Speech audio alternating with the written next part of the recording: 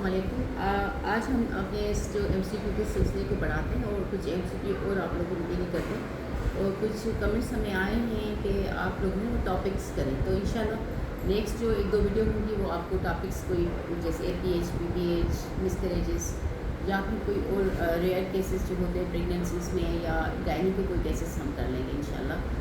तो आज एमसीक्यू को कुछ करते हैं। उसमें एक आपका एमसीक्यू है कि इंटीरियर पिट्यूटरी ग्लैंड से जो पैदा होने वाला हार्मोन है हमल के दौरान और पैदाइश के बाद जो दूध बनने में का सबब बनता है वो कौन सा है। इंटीरियर पिट्यूटरी से एक हार्मोन होता है प्रेगनेंसी, और प्रेगनेंसी के बाद जो लैक्टेशन का सबब बनता है तो वो कौन सा है।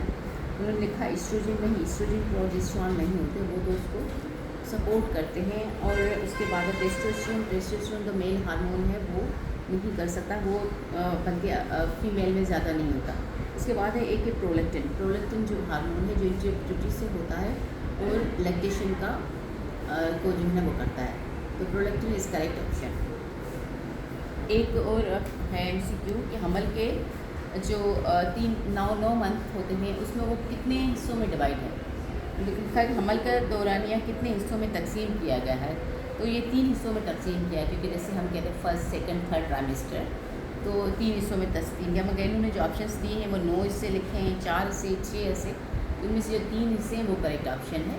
3 हिस्सों में first, second and third trimester में किया गया है। एक और MCQ है कि लेबर के पहले मरहले में सही तरतीब में कौन सी एक तरतीब है कि किस हिसाब से लेबर चलता है शामिल है। उसमें है कि एक्टिव, ट्रांजिएंट, लेटेंट नहीं, ये नहीं है, क्योंकि एक्टिव तो पहले होता ही नहीं, पहले तो लेटेंट होता है। उसके बाद कहते हैं कि ट्रांजिएंट, लेटेंट, एक्टिव नहीं, ये भी नहीं है। एक्टिव लेटेंट एंड ट्रांजिशन, ये भी गलत है। एक है लेटेंट, क्योंकि पहले लेटेंट फेस होता है, 1 to 4 सेंटीमीटर जो होता है वो लेटेंट फेस होता है, उसके बाद एक्टिव फेस आ जाता है। अब एक्टिव फेस ऑलमोस्ट 8 सेंटीमीटर तक होता है। ये जो ट्रांजिशन है ये भी एक्टिव फेस का ही हिस्सा है, मगर कुछ लोग इसको थोड़ा सा अलग से नाम दिया गया है तो एक्टिव लेबर ही, मगर अलग से नाम ट्रांजिशन फेस दिया गया है। तो इसकी जो तरतीब होती है, अगर आप ये हमारे पास एक ऑप्शन है B जिसमें लिखा latent, active and transient. Yes, latent, active, transition is a correct option. पहले लेटेंट हुआ 1 to 4 सेंटीमीटर, अब 4 to 8 सेंटीमीटर जो आपका एक्टिव होगा और 8 to 10 सेंटीमीटर जो होगा वो आपका ट्रांजिएंट होगा। तो ये आपका पूरा जो है ना वो तरतीब है लेबर की, कि लेबर ऐसे होता है। उसके बाद एक और क्वेश्चन है कि फीमेल पेल्विस के कितने जोड़ होते हैं या कितने जॉइंट्स होते हैं। फीमेल पेल्विस के मोस्ट प्रोबेबली चार जॉइंट्स होते हैं। कुछ बुक्स में ऐसा लिखा हुआ है, अगर इट्स नॉट कन्फर्म कि कॉक्सियल जॉइंट भी कहते हैं 5, मगर मोस्ट प्रोबेबली 4 जॉइंट्स ये होते हैं। 6, 9, 7, 2 ये करेक्ट ऑप्शंस नहीं है, 4 वाला इज़ करेक्ट ऑप्शन।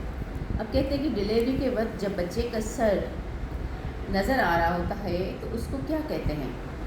इंगेजमेंट कहते हैं। नहीं, इंगेजमेंट तो वो होती है जब पेल्विस में इंटर हो रहा होता है, तो उसको हम इंगेजमेंट कहते हैं। डिस्टोशिया का मतलब होता है कि बच्चे का सर या उसका शोल्डर जो है वो फंस गया है, और इनमें से कोई नहीं, इनमें से एक है वो है क्राउनिंग। तो इसको हम क्या बोलते हैं, जब बच्चे का सर नज़र आ रहा है उसको हम बोलते हैं क्राउनिंग। ये काफ़ी इजी क्वेश्चन था। और इसके बाद कहते हैं कि क्वेश्चन, जब बच्चे की पैदाइश करीब हो तो औरत को कौन सी पोजीशन इख्तियार करनी चाहिए। सबसे पहले तो यही है कि वो किसी भी पोजीशन में जिसमें पेशेंट कंफर्टेबल हो, जिसमें उसको रिलैक्सेशन हो और वो ईज़िली लेबर बियर कर सके, तो उसमें इन्होंने 3-4 ऑप्शंस दिए हुए हैं। सीधा होकर लेटना है, मतलब स्पाइन पोजीशन, या उखड़ू होकर बैठे स्क्वेंट पोजीशन में, या लेटरल पोजीशन में कि एक साइड पे होकर लेटे, जिसमें वो कंफर्टेबल। तीनों पोजीशन करेक्ट हैं। तो इसमें जो ऑप्शन है कि सारी पोजीशन करेक्ट है, वो वाला आप ऑप्शन करेंगे, क्योंकि इसमें पेशेंट जिस भी पोजीशन में कंफर्टेबल होगी, मगर यूजुअली हम जब लेबर होता है तो उसको सुपाइन पोजीशन में ही रखते हैं। बिल्कुल जब बेबी डिलीवर होने वाला होता है तो हम कहते हैं कि सुपाइन पोजीशन हो तो इट्स मच बेटर, कि इसको डिलीवर करवाने में हमें हेल्पफुल होती है। तो अगर आपके पास ये तीनों चीज़ें नहीं है और ये भी नहीं है ऑप्शन के सारे हैं, तो फिर आपने सुपाइन पोजीशन को टिक करना होगा कि supine position is best position during the delivery of foetus. ठीक है, आज के लिए हम 3-4 ये MCQ कर लेते हैं ताकि आप इसको रिव्यू करें। नेक्स्ट इंशाल्लाह हम कोशिश करेंगे कि आपको टॉपिक वाइज पढ़ाएँ। Thank you.